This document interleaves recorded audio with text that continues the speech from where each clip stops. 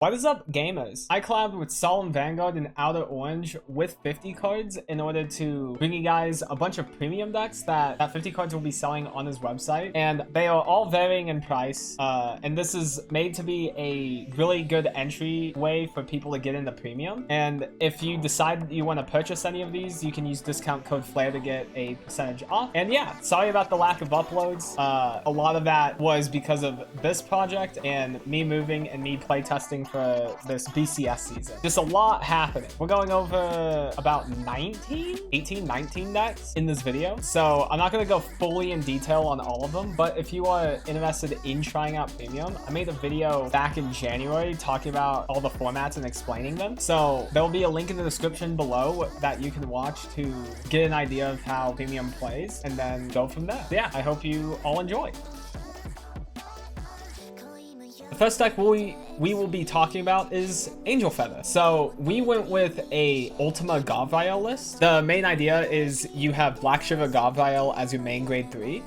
And with the new Errata Stride, you instantly have GB2 up. Anytime a card goes into your damage zone, your front row has plus 2k for the turn. So there's a lot of cool defensive things you could do with this, but there's also some other cards that allows you to be very offensive. So our main win con is Ultima. Ultima is a Zeroth dragon, so in order to use it, you have to have 3 or more face-up cards in your G zone, and you have to discard a grade 3 with the same name as your Vanguard. And the skill is on play, you Counterblast 2, search your deck for 4 cards total, you call 2 of them, and then you shuffle the deck and you put the other 2 on top of the deck. And then for the turn, all of your units get all the effects of your triggers. So we try to abuse this as much as possible using the stand triggers in this deck. So our primary one is Surgery Angel. So at end of battle that it boosted, you Counterblast 1, put it on top of your deck and shuffle, and then you heal a card from your damage zone and you do a rescue check, which a rescue check just means you take a damage. And that's a lot of what this deck is trying to do, is trying to loop these stand triggers so you constantly restand your field and you're able to just keep attacking non-stop. The additional ways we have of rescue checking is through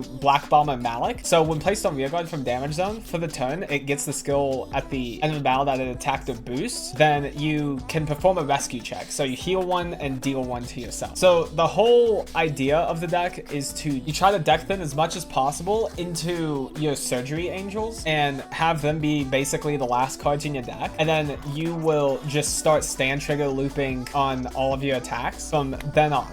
There's a couple of V-era cards that are like rescue checkers but aren't technically because they don't have the rescue skill. Jofkael, whenever you play it, you add a card from your damage zone to hand and then deal a damage to your Vanguard. Salafiel, whenever you play it, you Soul Blast 1, heal 1, and deal 1. And then Zophiel is discard 1, add a card from damage to hand, and then deal 1. And they're all hard ones per turn, so you can't do multiple of them within a turn. You can only do 1 of each. They all allow you to deal yourself damage early on and be able to potentially either be super aggressive with it by hitting crits or be able to sculpt the hand into exactly what you want, because 2 of them add cards to your hand.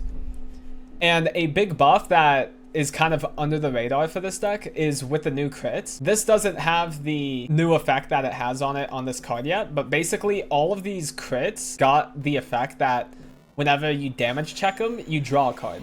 So whenever you damage check them during your turn, they're considered both a draw and a critical trigger, which just allows you to get Omega value out of it. And yeah, that's the basic idea of the deck. We also need Erateron in order to call out the things we heal. So whenever we damage check our Surgery Angels and then we heal them out to do more rescue checks, Erateron can call them back out.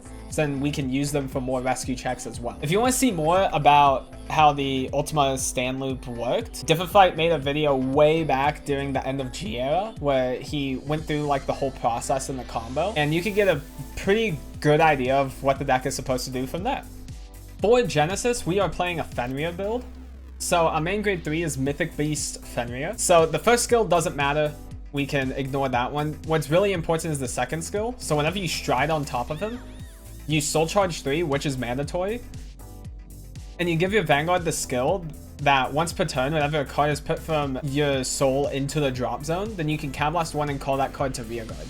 It's like Chamomile in Minerva if you have been playing Standard. And then this is a Force deck, so our new Errata Stride that goes with it, this on hit will activate no matter what, and you get 2 Force markers out of it.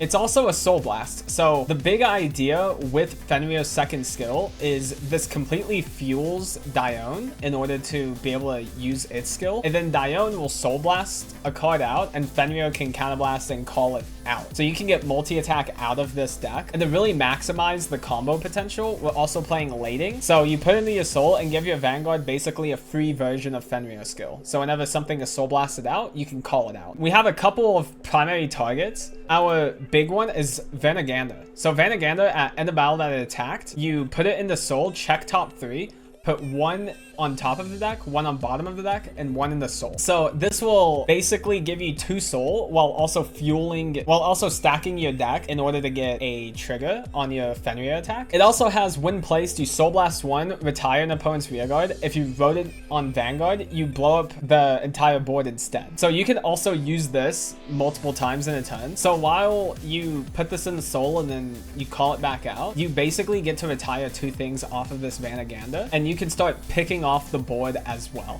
With Lading, we need additional Soul Blasters as well if we want multi-attack. A big one is Gleipnir. So whenever you play it, you Counterblast 1, Soul Charge 1, and then put a card from Soul in the hand. And on attack, you can Soul Blast 1 and give him plus 10k for the battle. So what you can do is you attack with Vanagander. Vanagander will go to Soul. Then you attack with Gleipnir. And Gleipnir will Soul Blast out the Vanagander and become a 20k beater. And then the Fenrir skill will activate and you can call Vanagander back out and then be able to attack with Vanagander again. Another option is Cadwalla. At end battle that attacked, if you have 4 more units, you Soul Blast 1, retire him, check top 3, put a grade 2 or higher into your hand and shuffle your deck. And if you didn't add a card to your hand after you shuffle, then you draw a card. So this also is really good with Fenrir because it clears itself out of the spot and then it Soul Blast 1 as well. So you add a card to your hand and you call something out. So you end up having extra card economy out of this. And you can still keep going on the multi-attack as well. One card you'd normally play in here is Dreaming Dragon because you are going through your deck so much that Dreaming Dragon can reset your deck and be able to let you keep going longer within a game. Dreaming Dragon is really expensive and hard to get, so 50 cards wasn't able to get them, which is completely fair. So instead, as like a different option in here, we're playing Witch of Orange's Valencia. Whenever it's pinned a drop from Soul during your main phase, you can bind this card, choose 2 cards from your drop, put 1 in the Soul and 1 on bottom of the deck. Then at end of battle it boosted, you put 2 rearguards in the same column as this to your Soul and draw a card. So you utilize this with Kazanda. Kazanda's just Soul Blast 2, gain plus 10k for the turn, and it's an act and not once per turn, so you can keep using this. So you basically want to Soul Blast out your Valencias through Kazanda, and then Valencia will put a card back into the bottom of the deck every time you Soul Blast it. Our primary win conditions are either Amaruta Aphros, where it gives a rearguard 10k and a crit, you get Soul Charge and draw power, and if you Soul Blast 15, then you stand the rearguard and have Sentinel Restrict for the turn. Or it's with Jagda Naruga. That's how you say that. Jagda Naruga. Or you can use Jagda Naruga. So on attack, you flip up a G unit, put any number of cards with different grades from drop in your Soul, and he gets plus 10k until end of turn. And then whenever an opponent guards with something other than from the deck, you can Soul Blast 3, retire it, and then your opponent calls the top card of the deck to Guardian Circle. This is really cool. It doesn't stop perfect guards, but it can remove G guards from play, and it can also deck the opponent out potentially. The really strong point of this card is you can just demolish through a player's defense, where anytime they try to guard with something impactful, you just remove it. And then this combined with Fenrir and Lading, you can have multi-attack along with it, and Fenrir automatically gives you 1 instance of the skill, and then his first effect will give you another instance of the skill, so you will at least have 2 retires off of this the moment you stride into it. And that's basically it. We have a couple of ways to disrupt the opponent's turn, like Veratrum.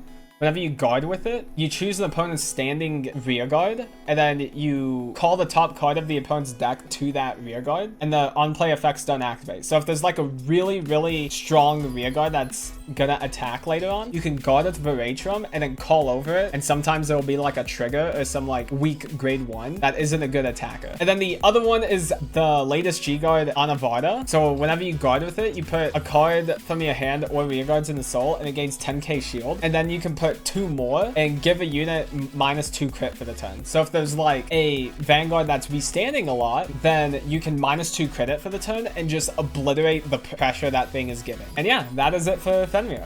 Next up is Susanoo. The idea of Susanoo is you are trying to farm a bunch of cards in your hand and stack your deck, and you also hit a ton of high crit pressure. So our main grade 3 is Susanoo. The first effect we don't care about. The second effect, though, is whenever you stride on top of it, you counterblast one, check top two, put one in your hand and the other on bottom. And we combine it with the new Errata stride that goes with it, which is Kieran. So this will give you 2 protect markers, and his on-hit effect, which will automatically activate no matter what, is the exact same as Susanoo's. Basically, whenever you stride into this, you get 2 protect markers and 2 free cards, and then triple drive as well. So you discard 1 to draw 7, basically. So this deck can very easily build up a very big hand, and our primary win con is with Brilliant Witch Popo. So on attack, if your deck has 10 or less cards, for the battle, this gets plus 10k power, and the opponent can only guard with grade 0s from their hand. And we combine it with Oracle Think Tank's primary stride, which is Ichigashima. So act once per turn, you Counterblast 1, Soul Blast 1, and you G-flip Ichigashima and draw 2 cards. And then its other skill is act once per turn, GB3, and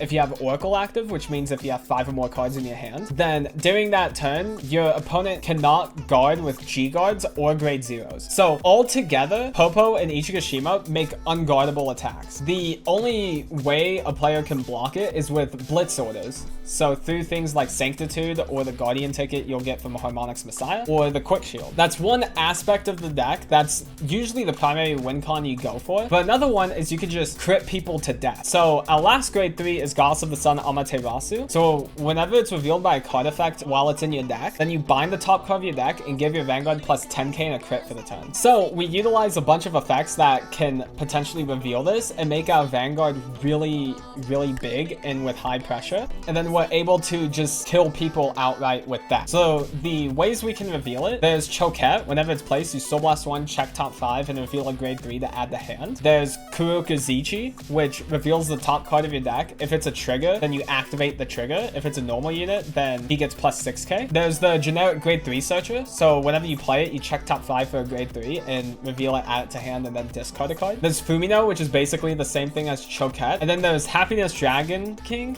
which reveals a bunch of cards from the top of your deck and calls all the normal units and activates all the triggers. So there's a ton of ways we can activate Amaterasu in this deck, including Amaterasu herself, which can reveal a card from the top 3. So you can reveal Amaterasu as well. And if we really need to, we have Fuyu, which whenever you play it, you Counterblast 1, draw 1, and put a normal unit from your drop zone on top of your deck. Put Amaterasu on top of your deck as well. The last bit of the deck, we run a bunch of crits because the deck wants to combine all of its high pressure and all of its triggers being activated with critical triggers, and you're able to just push a lot harder than normal through that. For our Sentinel, we're playing Amino Sagiri. Whenever you guard with it and there's another copy of it in your drop zone, you get to countercharge 1. So all in all, that's about it for the deck. The last win con we potentially have is Sterling Witch Momo. So whenever you attack with it, you Counterblast 1, flip up a G unit, and discard up to 3 cards from your hand. And for each card discarded, your front row gets plus 10k. And if you discarded 3, then at the end of the battle, this will reset with -2 crits. So we can combine it with Amaterasu and try to reveal as many as possible throughout the turn. And then Momo will be a like 80k multi-crit restanding Vanguard. And yeah, that's it for OTT. For Royal Paladin, we are playing Jewel Knights. So our main grade 3 is leading Jewel Knight Solemn. At the end of the battle that it attacked, you can Counterblast 1, call any number of Jewel Knights from your hand on the rear guards with units on them. And then if you call 3 or more and your opponent's Vanguard is grade 3 or greater, you can Soul Blast 4 and stand this unit. It also has the skill that whenever your other unit is placed on this unit's circle, you can Counterblast 1 and give that unit plus 10k power and plus 1 drive for the turn. So the big thing about this is the second effect. Whenever you stride on top of Solemn, then that stride will have plus 10k power and plus 1 drive. So all of your strides will be at minimum quad drive, and then plus any additional effects they will have alongside with it. The restand part is not as big in this specific build. Fully complete version of the deck, this is really important because you'll usually be playing Crystal Luster Dragon, which that card's about $70, so there's a reason why it's not in here. Crystal Luster Dragon would allow you to restand with quad drive and have a really insane guard district as well. But for this build, we're more so relying on the high potential of multi-attack this deck can have, utilizing cards like Ashley, where at end of battle, you Soul Blast 2 and call a grade 2 or less Jewel Knight from your deck. And also Sybil, where whenever you call over it, then you check the top 3 cards of your deck and call a grade 2 or less Jewel Knight onto rear guard.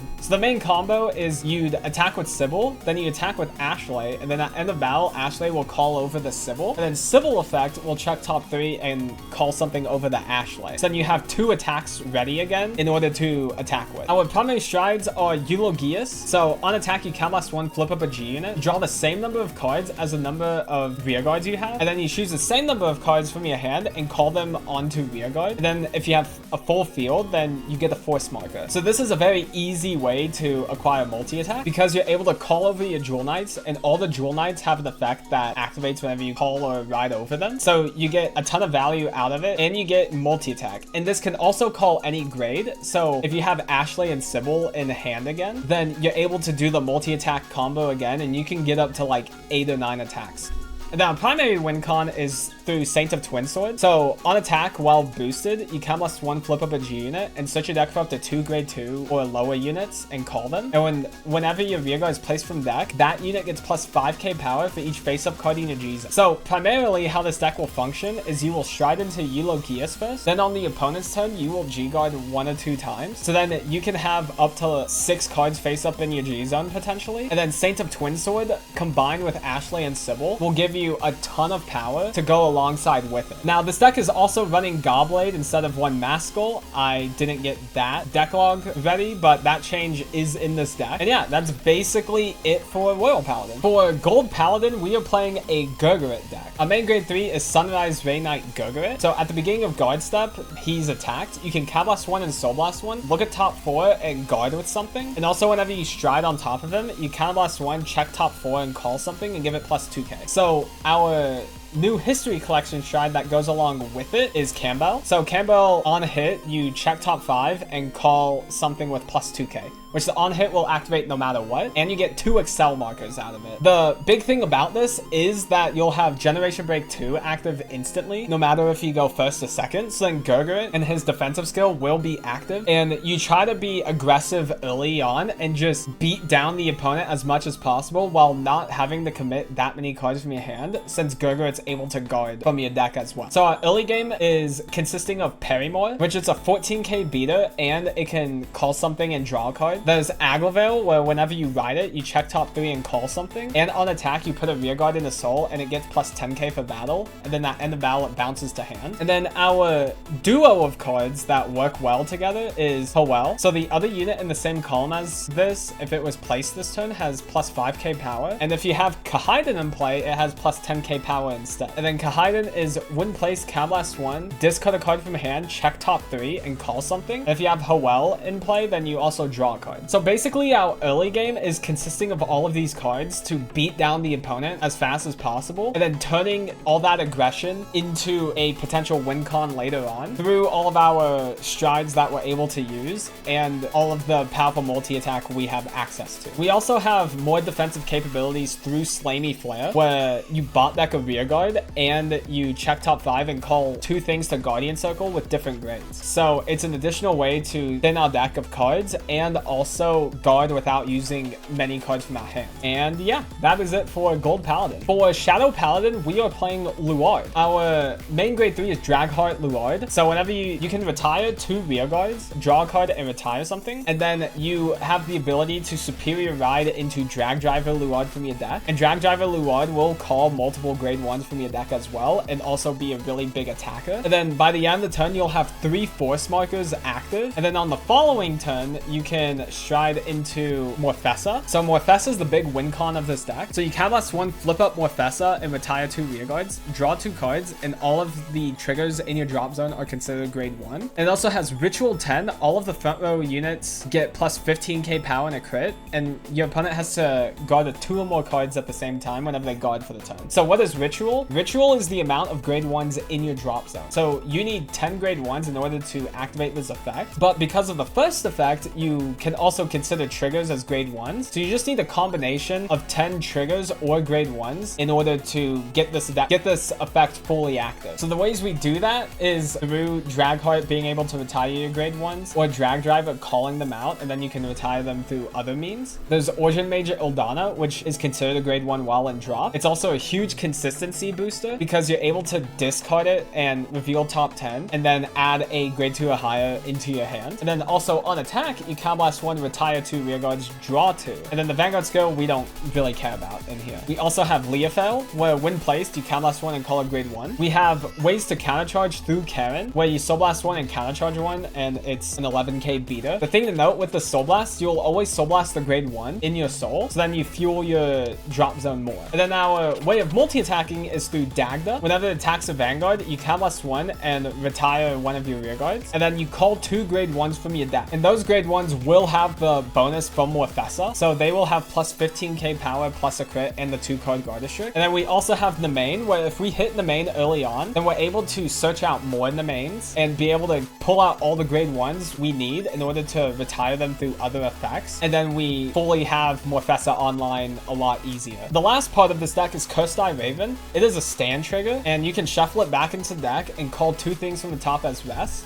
The thing about Dagda is he's not once per turn, so if you hit a stand trigger and restand the Dagda, you can use his skill to call 2 grade 1s again. So then your multi-attack potential gets really, really high. And yeah, that is it for Shadow Paladin. For Kagero, we are playing a Dragonic Lawkeeper build. Lawkeeper has a main grade 3. He has the skills that at the start of each battle phase, you Counter Blast 1, Soul Blast 1, and for every 3 rearguards between you and your opponent total, your opponent binds a rearguard for the turn, and then at the end of the turn, they get called back out, and the auto abilities don't activate. It also has, if your opponent has no back row rearguards, all of your units have plus 5k power. If your opponent's Vanguard is grade 3 or higher, then and they have no rearguards, then all of your units get plus 5k power again. Both of these skills can activate on the opponent's turn as well. So your opponent's board can be disrupted through Lawkeeper binding the rearguards. And then if they don't have a back row, he's 18k defensively. And if they don't have a field, then he's 23k defensively. So this can really shut down some decks that really need specific field setups, or make decks have to commit more cards from their hand that they normally wouldn't want to in order to commit for those field setups. Our primary strat that goes with it is Barakat. So on attack, you flip up a G unit, and if your opponent has 3 or more open rearguards, he gets plus 10k power, a crit, and a drive. And then if they have 5 or more open rearguards, then all of your rearguards get plus 10k power as well. So the whole purpose of the deck is to force the opponent to play more things, and then we retire those things, and then we have Barakat be able to gain mass amounts of power and hit the opponent super hard. You normally go Force 2 in this deck because we don't have issues getting a ton of power in here between Barakat and Lawkeeper. The main things we need to focus on at this point is having ways to retire and ways to fill up a field. And the first part of that is Best Harvest. So your Vanguard gets the skill that when your opponent's rearguard is retired during main phase, you can draw cards. So we play this card during our main phase while the opponent has like 3 rearguards in play, and then we retire them and draw cards. And Lawkeeper feeds into this because in order for the opponent to make a play, they need to call more things down. So then whenever you play Best Harvest, they will usually have a pretty big board that you just start retiring left and right, and you keep your hand super healthy in the process. So our main retire outlets come from Blazing Glare, where you can Soul Blast any amount and retire something for each card you Soul Blasted. It's also a 23k beater and Soul Charges on attack. There's Freema, where whenever you call it to rearguard and you have 2 or more grade 3 or higher units, then you can Soul Blast 1, retire the column she's in, and if you retired 1 or less, draw a card. There's Tord Cannon, which retires something, and then if you have a small hand, you draw a card. There's He-Shat, which draws a card and retires a back row rearguard. And then there's Ammo, where when something is retired, you retire it, countercharge 1, and draw a card. The big thing to note with almost all of these retire effects is they all also draw cards. So we want to fill up our field as consistently as possible, while also removing the opponent's board as consistently as possible. The last thing to note with this deck is we are running 2 Dragonic Blade Master, which is the Errata unit we are playing for Kagero. His effect is whenever you stride on top of him, you can Counter Blast 1 and retire something. And then his Errata Stride, this is a force deck, so you'll get 2 force markers out of it. The Errata Stride on hit retires something, which it'll activate no matter what. So from this, you get 2 force markers and you get 2 retire, which like isn't great compared to a lot of the other decks, but we mainly use this as a way to accelerate our force 2 markers. So then on the following turn, whenever we ride Lawkeeper, then we'll have 3 force 2 markers and everything will be hitting at minimum 2 crit. And yeah, that is it for Kagero. For Murakumo, we are playing a Shirayuki plus Yasui build. So our main engine is through Shirayukis. So Shirayuki's whole gimmick is by minusing the opponent's power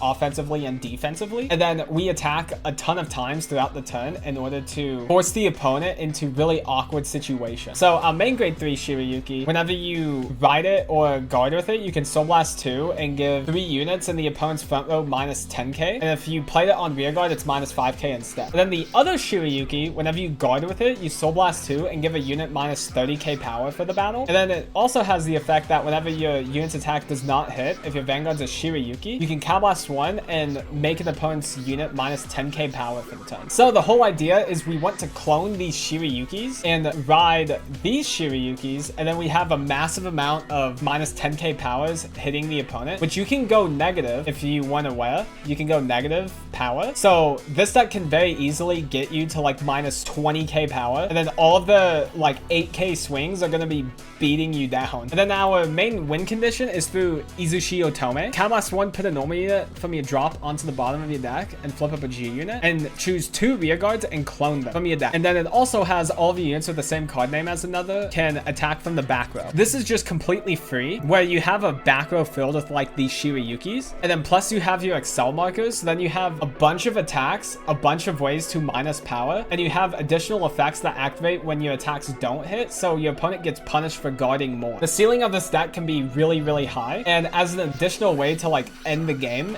we have Shiburaku Victor. So act once per turn, you Soul Blast 1, flip up a G unit, reveal top 7, and then you can add 2 cards from those revealed cards into your hand that have the same name as cards on your rear guard or drop zone. And then he also has a G zone effect, so this activates while he's face up in G zone. Shadow Stitch, which is an old keyword that just means when something doesn't hit. So when your rear guard attacks a Vanguard and does not hit, if he is face up, you Soul Blast 1 and call this to rear guard. So this is an additional way to get extra attacks, but also if you have 2 of these face up and your opponent is forced to having to guard attacks, then you can Soul Blast 1 and call this out, attack with it, the opponent guards it, you Soul Blast 1, call the other one out on top of this one, and then the one that you played over goes back into G zone. So then whenever the new one doesn't hit, you can play the old one again, and you just have basically infinite attacks equal to the amount of soul you have.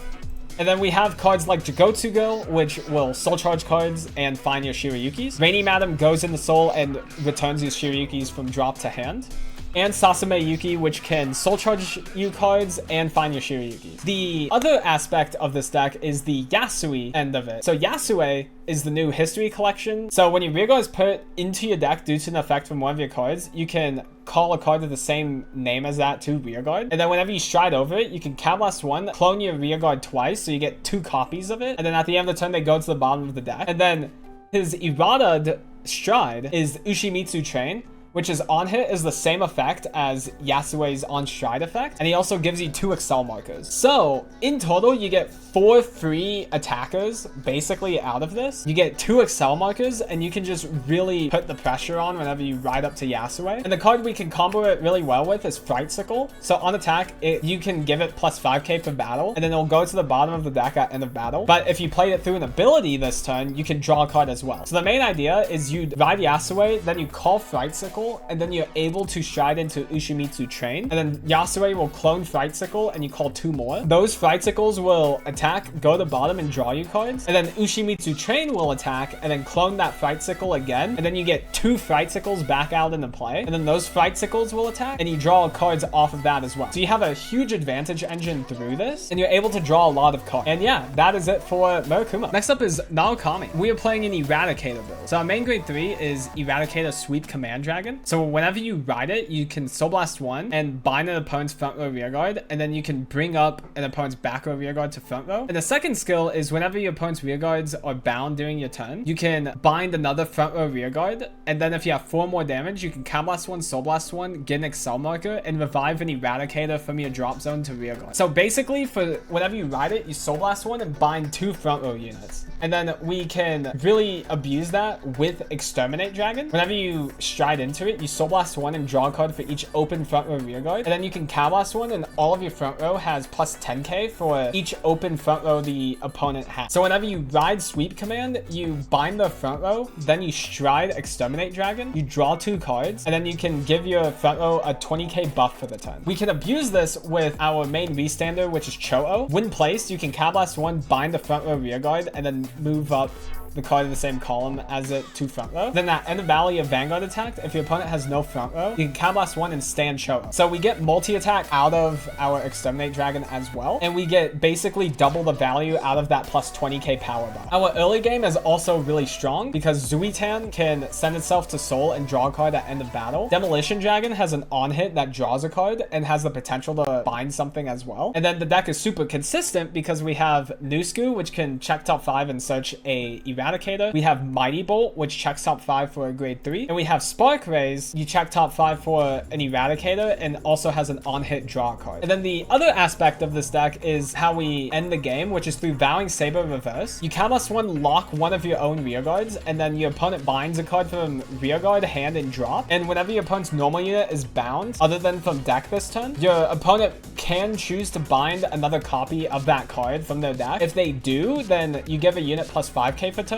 If they don't, you give a unit plus 10k instead of 5k. And then also on attack, if you have a Vowing in Soul or on rear guard, then you can Cow Blast 1, Soul Blast 1, stand the rear guard. And then if you have 4 more cards in your damage zone, you stand all of your rear guards. So we combine this with Stunverse Dragon, which is limited to 1 because this card scaled infinitely really well. And Stunverse reads Soul Blast 1, flip up a G unit, you put Stunverse back into your G zone face up, your opponent binds 4 rear guards and 4 cards from their draw. And then for every 4 cards bound, you draw a card, your opponent binds a card from hand. So we combine this with Vowing Saber reverse, and we just instantly bind about 8 cards off of this. And then Vowing Saber reverse can bind more cards off of it. Through all of those binds, Vowing Saber reverse will keep giving power to different units, and then it can also full board restand as well. So this deck just gains a ton of power. It binds a ton of things, which a lot of decks hate their things being bound, and you just have a really nice control deck because you also have Bulwark Dragon, which can bind front row rear guards while they're rested. But our primary G guard is Impede Dragon, where if your opponent has more rear guards than you, which most of the time they will, then your opponent retires a rear guard and then they bind a rear guard. So then you can just really dismantle board setups through your G guards, and then whatever is left over you just quickly remove through your other units, and then you just have really insane power to go along with it. This is one of the better decks in the meta, so if you're looking for something competitive, I would recommend this as a really good starting point. And yeah, that is it for Narukami.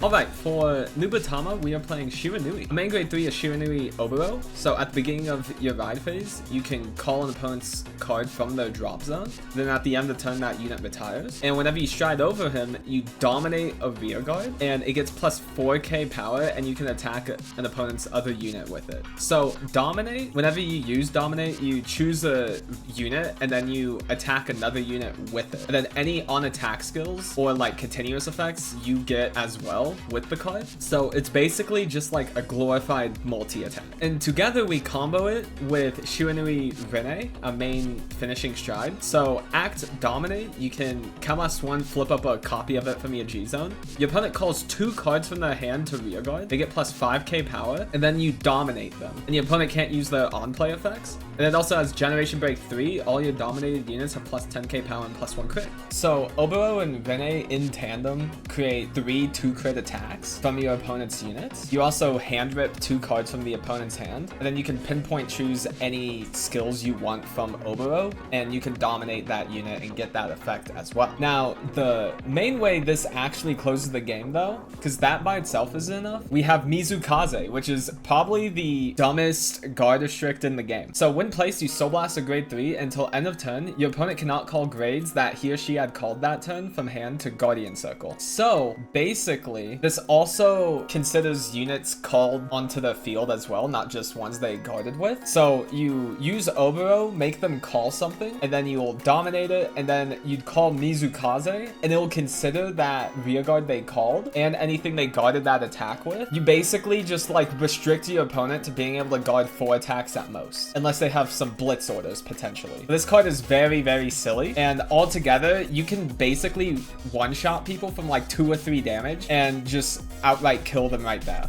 And then Oboro also works with the new Errata stride. So we have Gedatsu Rakan, which this is a protect deck, so you'll get 2 protect markers. And then also on hit, you make the opponent discard a card, which at first doesn't seem that great. But if you go first and you have like a really solid aggressive turn, then forcing the opponent to basically either guard an attack or discard a card, or sometimes both, it's really, really insane sometimes and can really punish slower decks that need like specific combo pieces in order for the deck to function properly. Now we need like somewhat of an early game. So a main grade 2 ride target is Stealth Dragon Free Ride. So whenever you ride it, your opponent discards a card and draws a card, and then if they discard a grade 0, you draw a card. And then on attack, you can Counterblast 1, bounce another rearguard to hand. One of your units get plus 6k, and if he's on Vanguard, then you draw a card. So you are able to bounce your rearguards back into your hand to be able to reuse on the following turns, and if he's on Vanguard, then you draw a card off of it as well. You also get a power boost. In tandem with Magatsu Gale, you have a ton of power and potential draw. So Gale, whenever you play it, you Counterblast 1, Soul Blast 1, draw 1, and he gets plus 6k for turn. And at end of battle, you can put him to Soul and bounce one of your other rearguards to hand. So you can be aggressive, and then you can put this into Soul, bounce your other front row rearguard back to hand, and then you have a clear front row where the opponent can't swing into them. And then the last part is we want to make use of Jakumeso. Jakumeso is really good, so whenever it attacks, you retire 2 grade 0s and flip up a card in your G zone and draw 2. You bounce all of your rearguards back to hand, and then you call up to 2 cards from your hand. If you did call 2, he gets plus 10k and a crit for the turn.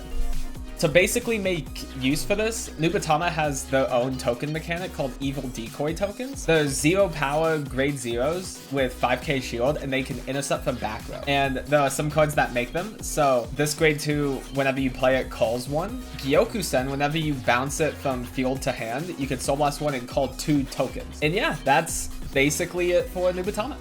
Next up is Tachikaze. So this deck was built by Cardweave. I asked him for a list and he just sent it to me. So if you want to know a lot more about Tachikaze, follow him on Twitter, and there is a link in the description to his Tachikaze guide. I link it every time I mention Tachikaze because he's like the man to talk to. And yeah, so this is his list he sent me to use for this video. There's 2 different strategies with this deck. The first part is with Gaia Emperor. So he got changed with the new errata. So he has Engorge. So Engorge, whenever that unit attacks, you retire any amount of your rearguards, and then if you retired any, they become engorged for the turn. So Gaia Emperor has Engorge, and whenever he is engorged, he has plus 5k and a crit. Those 2 parts don't matter too much. The important part is the last effect. So whenever you stride on top of him, you Counterblast 1, call up to 2 cards from your hand, and then choose 2 rearguards to get the skill that whenever it's put in the drop zone from rearguard during your turn, you can call this card the rearguard. Anytime you retire something, you can revive it basically off of this. And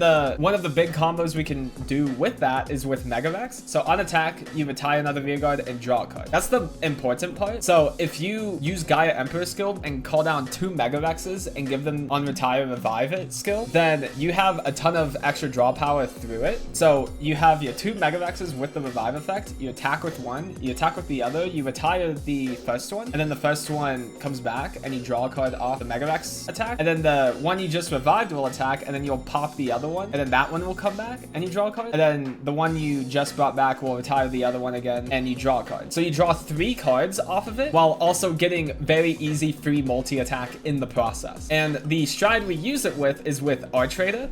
So you retire one of your other rearguards and he gets plus 5k and he'll have on hit retire something, which that'll activate no matter what. And this is an Excel clan, so you'll get 2 Excel markers out of it. And so this is where the deck really like just shines, because you have all of your Excel markers. You have 3 revives off of Gaia Emperor, and you can just combo off. So we have a lot of effects in here that activate whenever they're retired. So Regiodon, whenever there's an equip gauge under it and he's retired, you can call the equip gauge unit and then it gets an equip gauge. And then Blue Sprint does the exact same thing. So we have 6 different ways to basically get free easy multi-attack off of it. We have Raven Patera, which whenever it's retired through an Engorge ability, then you can Soul Blast 1, call it back out, and countercharge 1. And then we also have Little Tyranno, where if it's also retired through an Engorge ability, you counterblast 1, move in the soul, check top 4, call 2 different cards with different grades, and then bot deck the rest. And all of this combines to have a really strong turn with Gluttony Nebulos. So Nebulos has Engorge, and whenever it becomes engorged, you retire 2 of your opponent's rear guards,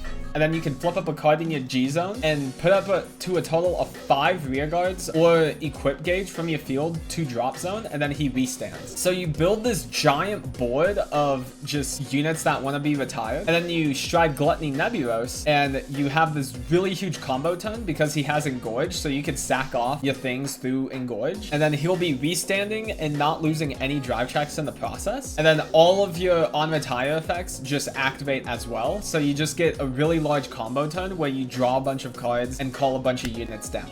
That's the aspect of the Gaia Emperor side. The other side of it is with Anger Blader. So Anger Blader has the skills act on Vanguard. You put a rear guard face down as an equip gauge for another rear guard, and then retire an opponent's rear guard. And on attack, you Counterblast 1, and you can stand 3 of your rear guards with 3 or more equip gauge on it, and all of your front row get plus 5k for 10. This is a like high roll variant where we try to get as much equip gauge on our units as much as possible. And so the main card that goes with it is Sweeper. So on attack, you gauge it from the top of your deck, and he has plus 5k for each gauge he has, and if there's 3 or more, he can't be chosen by card abilities. So we try to put as many gauges on this as much as possible, and then this becomes just a really big beater. That is basically it. Whenever you're playing the deck, whichever side of the build you like, you could lean more into it and try to build up more stuff in the process. But this is a really good starting point into Tachikaze that isn't too complicated a lot of the time. The most complicated part is figuring out how Nebulos works and like getting the combos down for that. But once you get that down, you should have a pretty solid time with the deck. And that's it for Tachikaze. For Gear Chronicle, we are doing Chronojet. So we have 2 different Chronojet dragons. We have the original one that's also the one in standard. And then we also have the V one. So the one in standard is the one we usually want to ride on first. So then we can superior stride into Lost Age Dragon. So this will give us 2 force markers, and then also will bot deck something at end of battle. But the primary thing is you get your generation break up as soon as you hit grade 3, and you get 2 force markers. So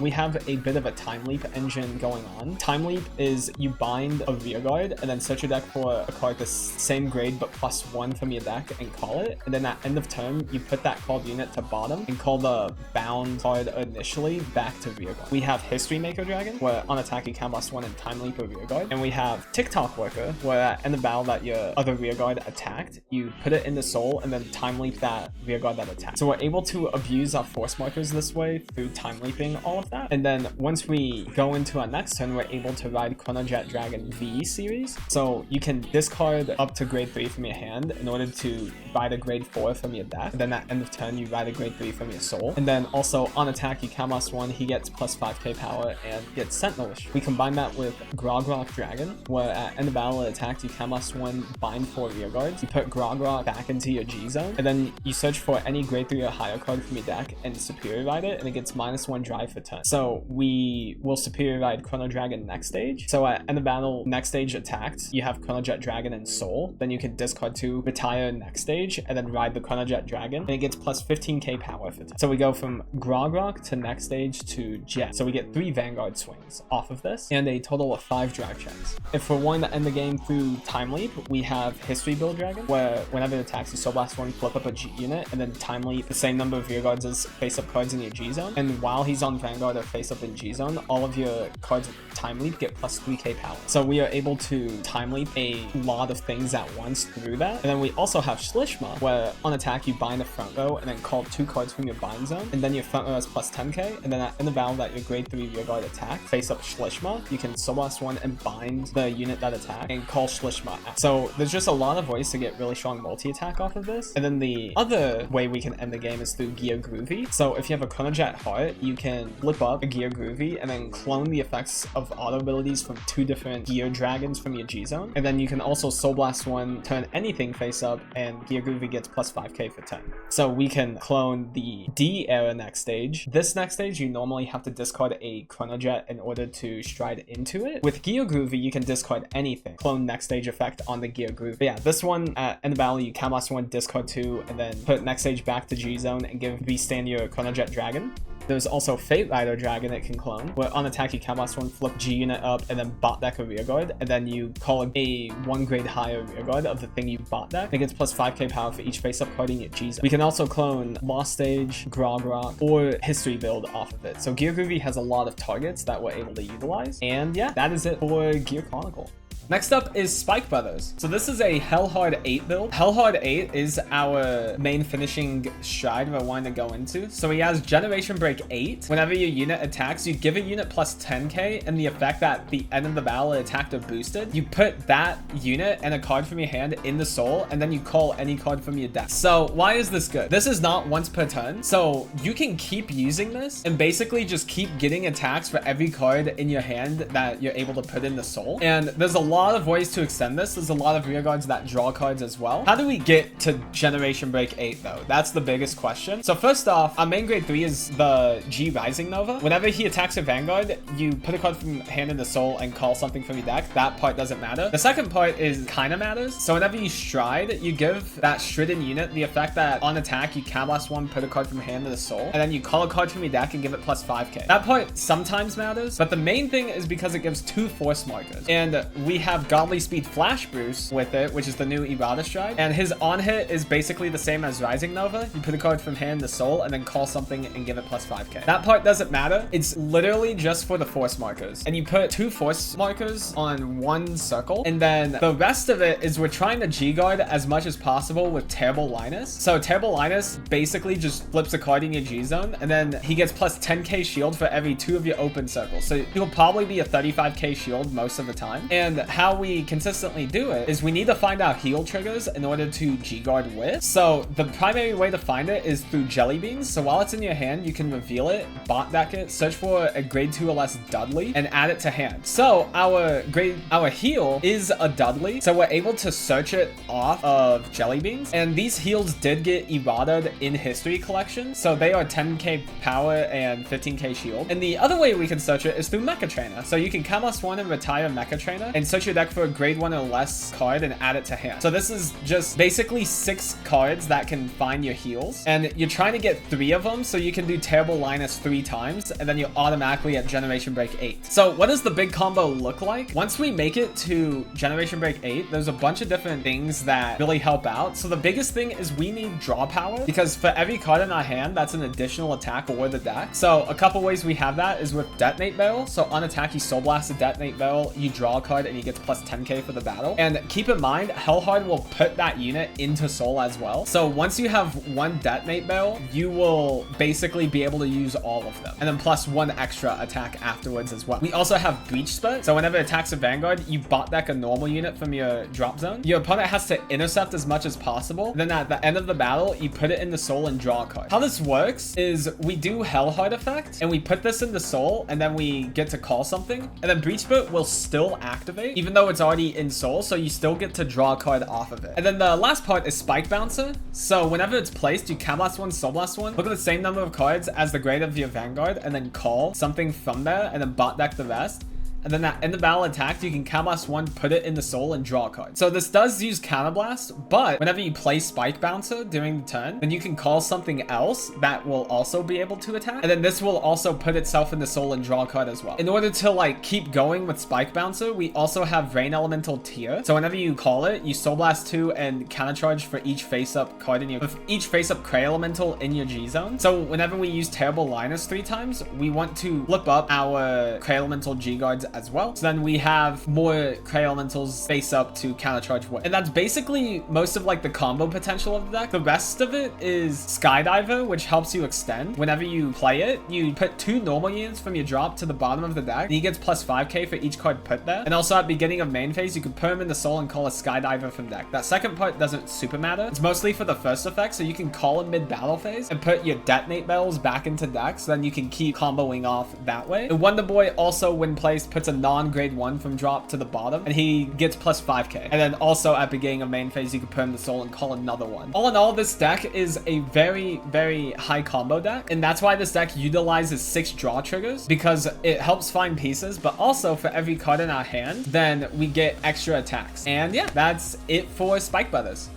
For Pale Moon, we are playing a V-Hari build. Hari, whenever you ride it, you choose one of your Excel markers and it becomes the stage until the end of the fight. So a stage just means that whenever you make a bunch of Excels, they all go into one single one, and all the power boosts get added together. So you'll only ever have one extra rear guard off of it. That one rear guard is going to get the power boost of every single Excel you've made that game. And how we accelerate it is through Story Pop Dragon. So whenever it's placed on the stage, you get to create an Excel marker. And whenever it attacks, if he has 40k or more power, he gains a crit and Sentinel Guard Restrict. And then at the end of the battle, you retire that unit. So part of how this deck functions is we try to make the stage, and then we use Story Pop and try to replay Story Pop as much as possible to create as many stages or Excel markers as possible to put on that stage. So one way to do it is with Lore Pigeon Pop. So at the end of the battle, he attacks. You can Counterblast 1, bounce him back to hand, and then call a Story Pop from your Solar Drop Zone or deck, and you call it onto the stage. One other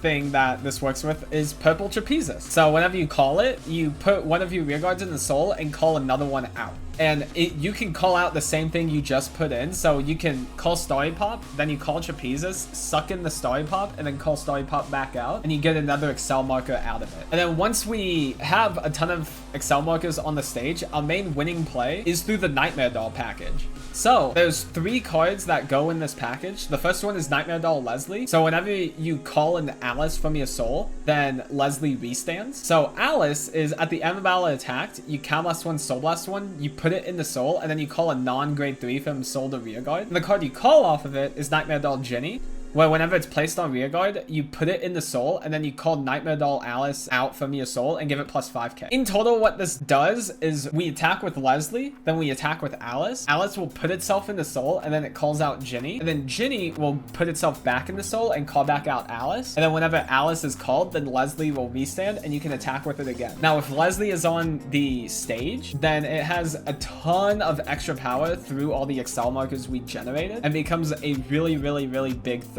And you basically just get at minimum 2 attacks for every single Alice, or for every single counterblast you have that you can utilize on Alice. So part of the ways we can set that up easier, one of it is with Dancing Princess of Night Sky. So whenever it's placed, you counterblast 1, put a grade 2 or less Pale Moon from your deck in the soul and shuffle. So this can find Leslie or Ginny or other pieces that we might need depending on game state. And then some of our strides that we utilize, one of them is Dark Lord Princess. So this is our go-to stride most of the time. So at end of battle attacks, you flip up a card in your G zone, you stride a face-up G unit with the Magi ability onto Vanguard, it gets -2 drives. And then if you did stride, then Dark Lord Princess gets called to rear guard. So our primary target with this is Yvette. Yvette has Magia on attack. You put a card from hand in the soul and flip up a G unit. You get an Excel marker, and then you call something from your soul to an Excel marker, and it gets plus 15k power for the turn. And then at the end of the battle, or at the end of the turn, that card gets put back in the soul. So we combine this with Leslie. So Leslie at minimum will be 22k. And then with all the extra Excel markers through the stage and through the Excel that Yvette makes, then Leslie becomes even bigger. So this could very easily get above like 40k power potentially. And you can just keep restanding it non-stop. One alternate win con we have is through Dust, which is this nation's Xerath Dragon. So in order to ultimate stride, you have to have 3 or more cards face up in your G zone. And then you also have to discard a card with the same name as cost for striding. And then at the end of the turn, you remove your G zone from the game.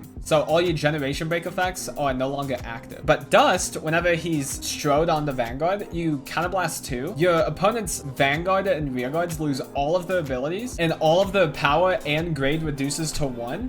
And then if they have 4 less damage, you deal them a damage. So why is Dust good? Dust sets their power to 1, so you basically Jeweled effect them, but also sets their grade to 1. And in order to use G guards, you have to be grade 3. So this turns off G guards, and then also just pings the damage. And then any leftover counterblast we have, we can feed into the Leslie loop and just attack a bunch of times in the process as well. And yeah, that is it for Pale Moon. For Link Joker, we are playing Star Invaders.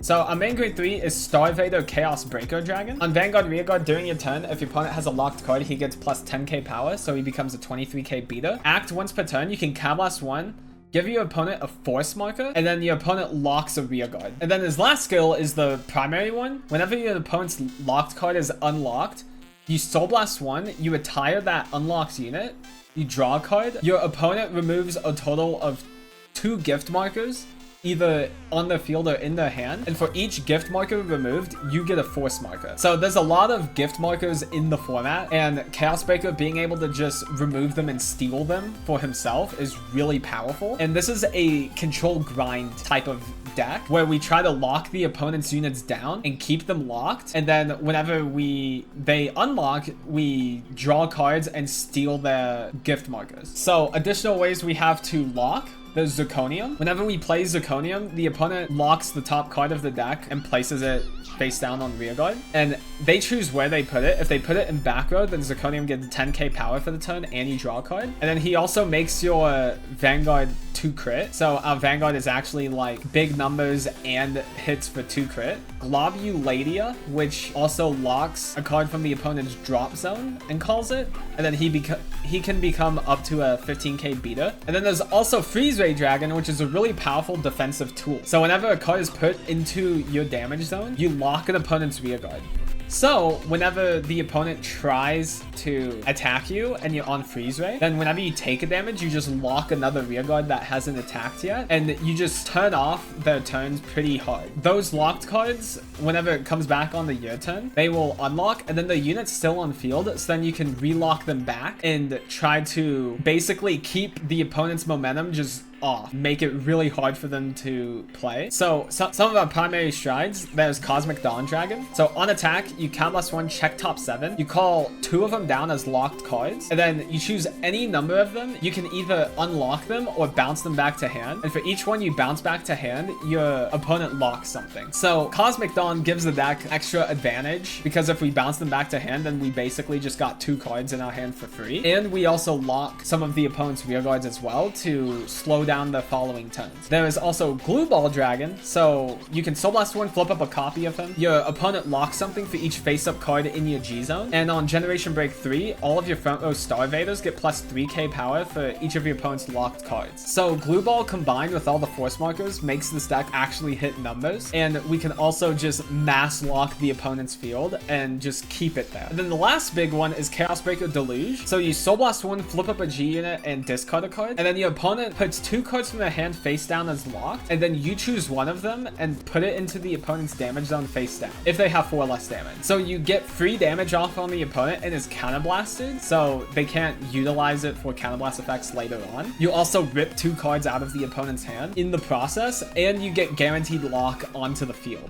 So all of this combines into a really, really heavy control deck, and we utilize a bunch of ways to gain cards in our soul, because Chaos Breaker needs to Soul Blast for every single card that unlocks. So we have the Solemn crits, but we also have 2 of the Prison, where whenever you play it, you rest the unit and then Soul Charge 3. The rest of the effect doesn't matter because we're not imprisoning anything, but it's mainly for the Soul Charge 3 effect. And our early game consists of utilizing Craving Claw on hit to search top 5 for Star Invaders, and also Gravity Collapse, where whenever he hits, you check top 5 and you can Superior Ride or call a grade 3 Cyber Dragon as rest. You don't get additional attacks out of it, but you can ride skip. So if you go first and you ride this and it hits, and you're able to ride either Freeze Ray or Chaos Breaker off of it, then on the next turn, while your opponent's on grade 2, since you're starting the turn on grade 3, you are allowed to stride. And then you can start striding on the opponent while they're on grade 2. This can also be good against the decks that with the new Errata strides, where they want to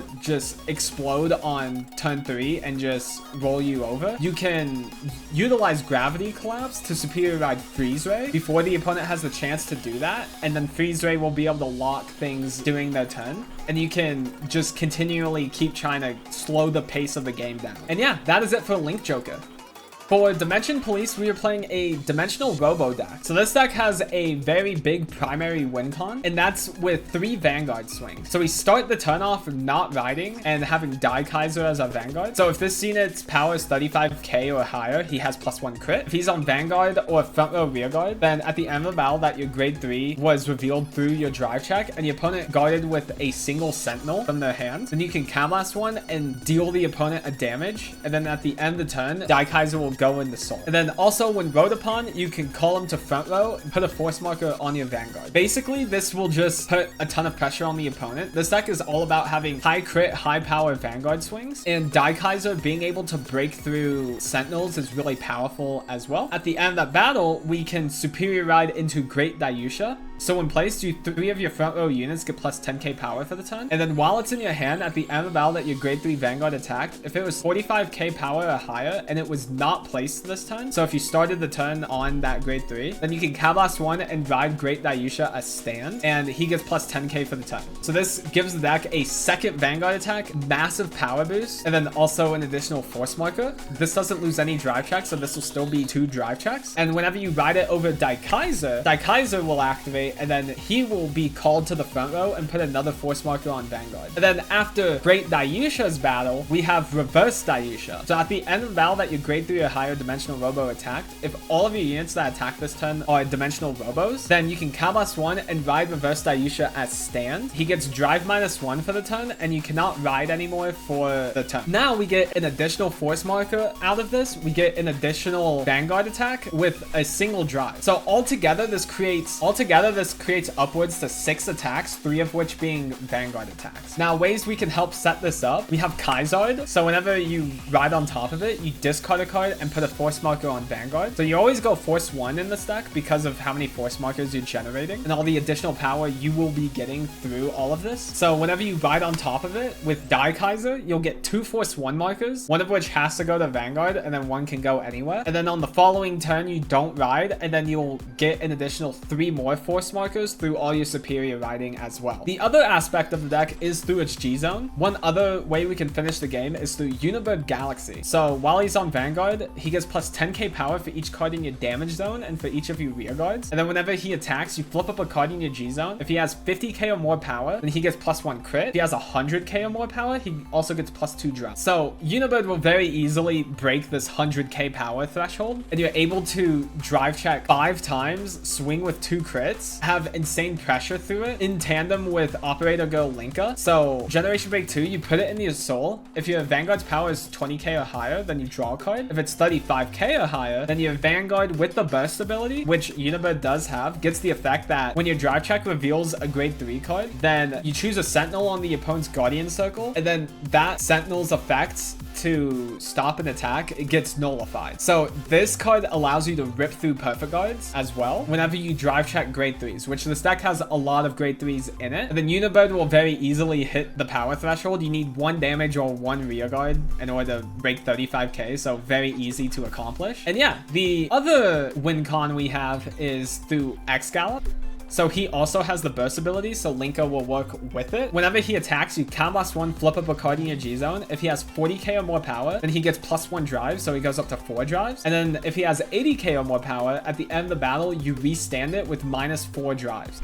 And then Generation Break 3, he gets plus 10k power for each face-up card in your G-Zone. So he's a restanding Vanguard that can utilize Linka and be able to just hit really massive twice. And we can combo it with Dizoris, where at end of battle Dizoris attacks, you can Combust 1, put it into your soul, give your Vanguard plus 10k power and plus 1 drive for the turn. So X-Gallop can swing with 5 drives and then restand with 1 drive. And then Linka can still potentially break through a perfect guard as well in that single drive check. And then for both of these strides, we can make them extremely scary with Commander Loyal. So you can Combust 1 and rest 4 rear guards and double your Vanguard's power and give it plus 1 crit for the turn. So Unibird can very easily hit over like 200k and have 3 crits on top of it, and then combine with Linka in order to break through Sentinels. And X-Gallop can also be a restander that has 200k plus power and has 2 crit from Loyal and can break through Sentinels with Linka. So there's a ton of pressure this deck can put on, and there's a bunch of different routes you can take in various scenarios. And yeah, that is it for Dimension Police. For Nova Grappler, it is Victor. So we have a ton of different grade 3s in here. Our primary one we want to ride first is the original G Victor. So whenever it attacks a Vanguard, he gets plus 5k, and then you restand the rear guard and give it plus 5k as well. That part doesn't come up super often. The primary thing is the second effect, where whenever you stride on top of it, your stride gets the effect that on attack, you Counterblast 1 and stand the rear guard and give it plus 5. So we combine this with the new Errata stride, which is Meteor Kaiser Vic 10. So this is an Excel deck, so you get 2 Excel markers. And then Vic 10's on hit is just a free version of Victor's skill, where you stand something and give it plus 5k. And this on hit will activate no matter what. Basically, just off of this, you get 2 Excel markers and you get 2 restanders as well. And your Generation Break is live as well. So we combine these with different cards that either profit off things restand restanding or can restand as well. Our primary target we can restand is through Golshachi. So if you have a Victor Vanguard, he gains resist, which means your opponent's effects can't target it. And he also gets a skill that on attack, you can blast one and stand a different rear guard. But also, Generation Break 2, whenever he stands due to an effect, he gets plus 7k power for the turn. So he goes up to 16k. And then if we use either Victor or Vic 10 skill to restand it, then he goes up to 21k. And then there's also Extreme Battler Sazanda. So whenever you ride it, you can check top 5 and call a grade 2 or less Extreme Battler, which most of the cards in this deck are Extreme Battlers. And while this card is on an Excel marker and your other unit is stand through a card ability, then both the unit that stood and Sazanda get plus 5k power for the turn.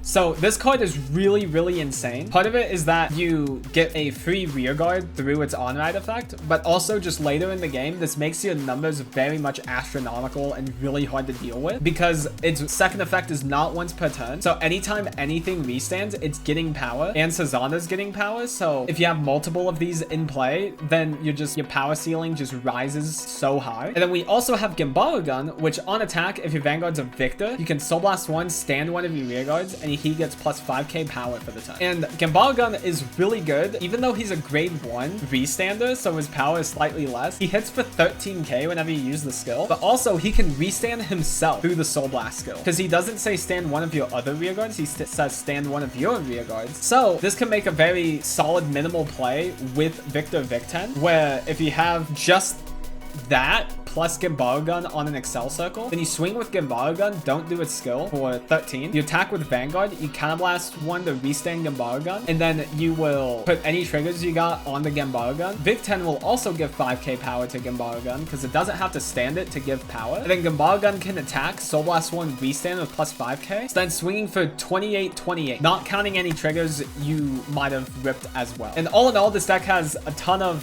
different ways to restand. We still run 2 of the V Victor because he still gives an Excel marker whenever you ride it, and his on-ride skill is still very important. So whenever you ride it, you check top 7 and call a grade 2 LS Extreme Battler and shuffle the rest back in. So we still need certain rear guards in order to make our combos function. So riding V Victor makes it a lot easier to find those pieces. And some of our other strides, we have Universe Ace Busted, which reads like a Yu-Gi-Oh card. So whenever your rear guard stands, you can Soul Blast 1, flip up a card in your G zone, and he gets plus 1 drive for the turn. And also at end of battle, he attacks. If you have 5 or more drive, you can discard 3 and restand him, and he gets minus 5 drive for the turn. So neither of these effects are once per turn. So every time you restand something, Busted will gain a drive, and then he can also restand with those drives. So you can very easily get this to like 7 drives usually. Swing with 7 drives, discard 3, restand with 2 drives, and swing again. And you just drive check like a fifth of your deck in the process. So that's flipping up a bunch of G units as well. So what do we need to flip them all up for? For our main finisher, which is favorite champ Victor. So at end of battle, he attacks, you counterblast 2 and discard 1. And for each face-up card in your G zone, you choose one of your rear guards and stand it. And then if you stood 3 or more, you can discard 3 more cards and restand favorite champ. He gets minus 2 drives, and then you also countercharge 1. So favorite champ is also really good because he is also not once per turn. Basically, for as many cards you're able to discard, you're able to full board restand multiple times in a turn. And then all of that combined with Sazanda, just every time you restand like 6 rear guards, Sazanda will power boost it all up, and he'll power boost himself all up, and then you just have like a very insane late game that is very hard to deal with. And yeah, that is it for Nova Grappler. If you want to see more on Nova Grappler, I have so much content on my channel with it, so check all of that out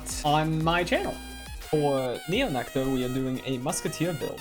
So our main grade 3 is Cecilia Reverse. So on attack, you can blast 1, retire 2 rear guards, check top 5 and call 2 of them. And on Vanguard, a front row rear guard once per turn. At the end of the battle that your rear guard of Cecilia attacked a grade 3 or higher Vanguard, and it was placed from deck this turn, you can can blast 1, lock 2 of your standing rear guards, restand the Cecilia, and then if your front row has a locked card, you can bind the Cecilia and then superior ride it if your Vanguard's a Musketeer. So this is really strong because now you can get very easy multi-attack through your rear guards and through your Vanguard. We use this in combination with Rotting Usopp Dragon. So whenever your grade 3 or higher Vanguard is placed, you can call Rotting Usopp Dragon from your drop zone to rear guard. So whenever we superior ride a Cecilia during mid-battle phase, we're able to call these out during battle phase and get more attacks off with them, more retire fodder, and more lock fodder. So the other condition we need to meet is being able to call Cecilia Reverse from deck. So the first part can be through Cecilia Reverse's first effect, and that's where you can start superior riding multiple times in a turn. But the other part where it's super easy to start off with is Lattice Lava. Act, you can discard a card from your hand, choose one of your rear guards, and then search your deck for up to 2 cards of the same grade as that rear guard. You put one of them to hand and then call the other to rear guard. And then on attack, you can Cam Blast 1. If you have 2 more rear guards with the same card name, you choose 2 of your cards from among them and stand them. So this is really good because it can directly call Cecilia Reverse from our deck, but it can also search for Rotting Usopp Dragons, where we are trying to get 2 of them in drop zone as quickly as possible. And then the multi-attack just allows you to potentially extend further with the deck, where you can restand something and then Cecilia Reverse can use that to lock later on in the turn. So we also want to have as many open rear guards as possible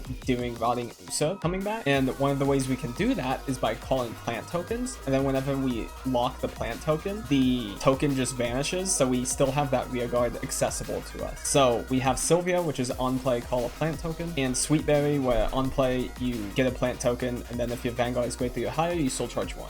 It's also a 13k beta. So yeah, that is most of it. The deck does have a few defensive plays it can do as well. Augusto, whenever you guard with it, you can retire 1 or more of your back or rear guards, and he gets plus 5k power and 5k shield for each one retired. And then if you retired 2 or more, you put 2 normal units with Musketeer and the names from drop to bottom and draw a card. So this also refuels our Cecilias that we want in our deck to be able to call back out or be able to superior call off of Cecilia Reverse effect. And then we also have Sol, where whenever it's placed, you Soul Blast 1, retire rear guard, check top 3, and call something. And then if it's a trigger, you can Cab Blast 1, activate the trigger effect. So we can use this in combination with our G guard, Rain Breath Dragon. So whenever you guard with it, you call a card from hand to rear guard, give it resist, and Rain Breath gets 5k shield. So that allows us to use our on-place effects, the main one primarily being Sol, and then Sol can call a trigger of it, and then you get to activate the trigger during the opponent's turn. And then late in the game, once we're out of resources to do Cecilia multiple times, our win con is just through Martina and calling them out through Lattice Lava and other effects. So then you have multiple high power, high crit swings that can restand off Lattice Lava. And yeah, that is it for Neo Nectar.